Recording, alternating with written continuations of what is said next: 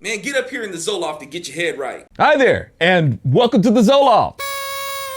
Y'all, if I thought it would do any good to talk about how evil Soleimani was to reason with liberals, I guess I would do it. I don't know, y'all. Maybe I should put it in a song or something. You're a phone, Soleimani. You're as cool as camel snot. You're a bowl of month-old chitlins with imitation Tabasco sauce, Soleimani. The words best used to describe you would be as follows. Trumped.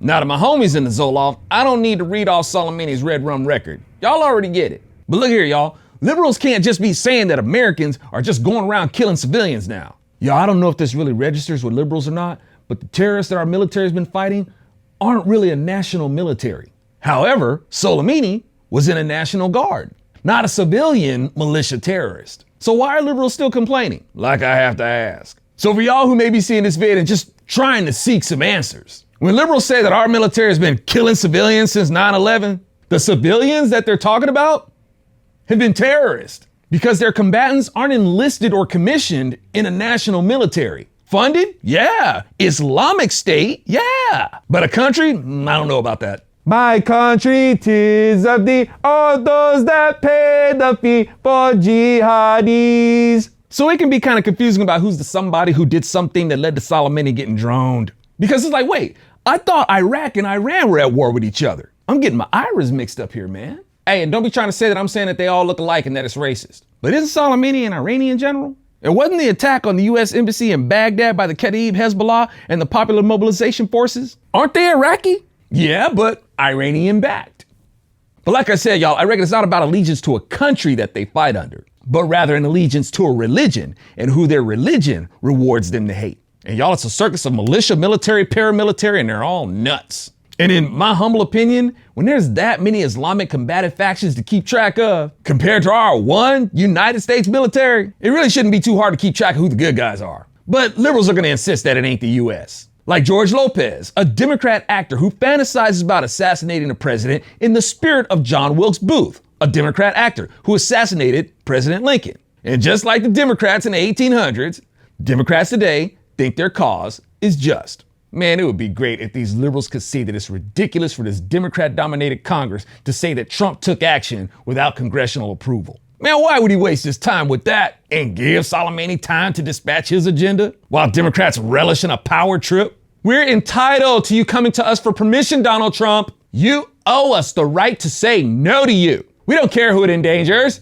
And y'all, we already know they would have said no. When you got Bernie Sanders, Ro Khanna, Nancy Pelosi wanting to take action to block funding for the war, I mean, they're just out there proving that seeking congressional approval is a waste of time. But here's the thing.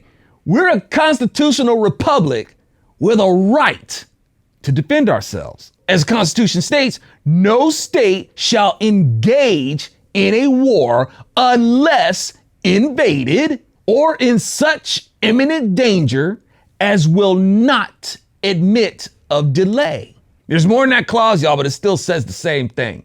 Basically what it's saying is that if you're in immediate danger, you may not have time to call 911 for assistance or permission, and you have the right to defend yourself. But maybe, just maybe, some of you default Democrats just might switch on and notice that the Democrats infringe on people's right to defend themselves, just like they want to infringe on our country's right to defend itself. And they're okay with you being disarmed while criminals get firearms to jack you with.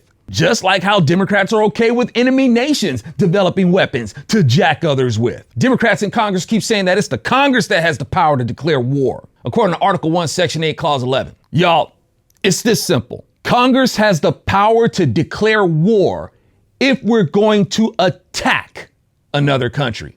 But y'all, the president doesn't have to wait for Congress if we're under attack or about to be attacked. Oh, snap, you gonna beat me up? Well, hold on, let me text my mom and see if I can defend myself. Uh-oh. Ooh, ow, ooh, ow, ooh, oh, ooh, oh. Anyway, y'all, the Democrats are overlooking what it says in Article 1, Section 10, Clause 3, where it says that no state shall engage in a war unless actually invaded or in such imminent danger as to not admit of delay. And y'all, that applies whether you're a homeowner, governor, or president. But you ain't gotta wait to defend yourself if somebody is engaging you in a war. But of course, y'all, that's gonna be an ongoing argument because people, namely Democrats, are gonna argue over that subjectively. They're totally backwards concerning attack and defense. But I'm just asking the default Democrats to look at who the players are, because I know a light's gonna go on with a few of y'all.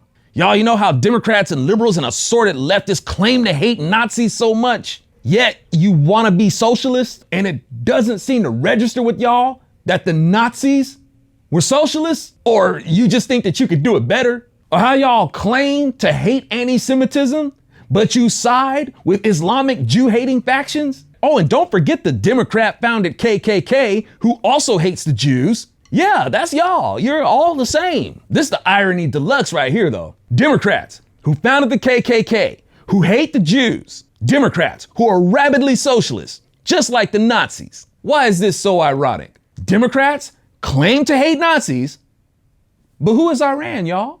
Iran is what was known as Persia. Iran is carrying on the objective to wipe out the Jews, just as they did as Persia.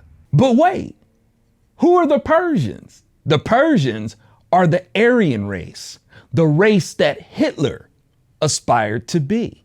Y'all, among the things that the swastika represents is gods associated with lightning, such as Indra in Vedic Hinduism or Thor, Zeus. Is it just a coincidence that an altar of a god with Greeks and Romans, both involved in Jewish oppression, would be erected in Turkey, another nation involved with Jewish oppression, to be reconstructed in Germany? Y'all, it's much deeper than that nut job Hitler wanting a so-called master race of blonde-haired, blue-eyed white people. I mean, to be Aryan, you gotta carry out the objective of the Aryan, ergo Persian, ergo Iranian objective of exterminating the Jews in the spirit of Haman, which was even before the cult of Islam. Islam would just come to fit right into the objective. And of course, racism is stupid, y'all. How stupid that people would follow a person who doesn't even fit his own criteria for a master race. You don't see the connection of Nazis in Iran, once known as Persia, the Aryan race? You think it's not possible just because the Iranians aren't blonde-haired, blue-eyed white people that Hitler wouldn't be inspired by them?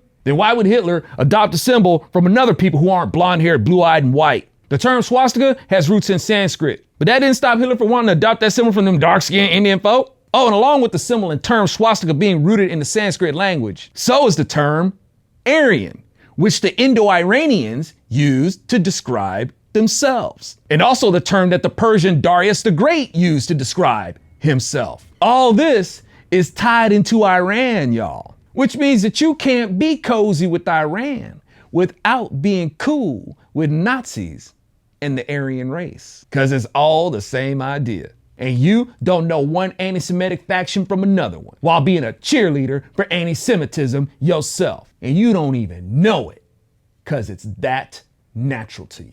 In short, y'all, you might want to reconsider giving the Iranians, the actual descendants of the Aryan race, the benefit of the doubt over the US. Well, hold on, let me text my mom and see if I can defend myself.